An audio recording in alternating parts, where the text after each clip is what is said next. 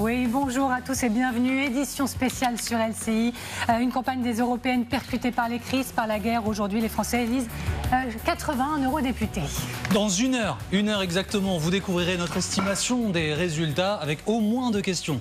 Quels choix les Français ont-ils fait et quel message ont-ils choisi d'envoyer? Un dispositif exceptionnel, les grands enjeux décortiqués par les plus fins spécialistes en plateau. Et puis nous serons partout, regardez ces visages. Nos envoyés spéciaux sur le terrain, ils sont 50. Vous ne raterez absolument rien de ce qui va se passer au cours de cette soirée.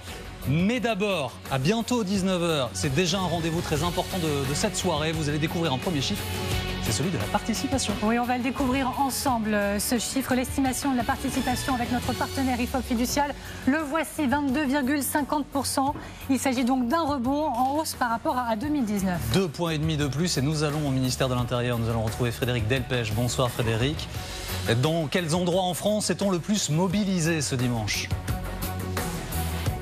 Eh bien, en tout cas, à 17h, c'est dans les Côtes-d'Armor que les Français se sont le plus mobilisés. 54,99% des inscrits s'étaient déplacés. L'Ardèche, 54,03%, la Haute-Saône, la Dordogne et le Finistère. Et puis, en queue de peloton, eh bien, on trouve la Corse du Sud, la Haute-Corse avec 34,67%, la Seine-Saint-Denis, 32,53%. Et en toute dernière place, le Val d'Oise, 32,45%.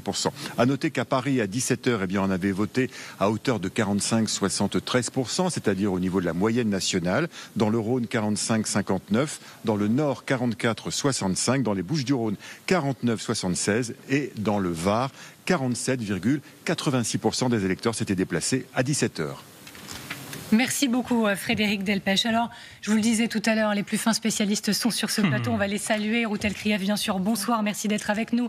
Jérôme Jaffray, on vous salue. On est ravis également de vous recevoir. Elisabeth Martichoux, merci d'être avec nous à nos côtés. Marie Chantray également. Bonsoir. Renaud Pila, merci d'être là également. Et puis Frédéric Dabi, bonsoir, merci. Vous êtes directeur général de l'Institut de sondage IFOP et je vous laisse la parole tout de suite pour nous analyser cette projection, cette estimation. Oui,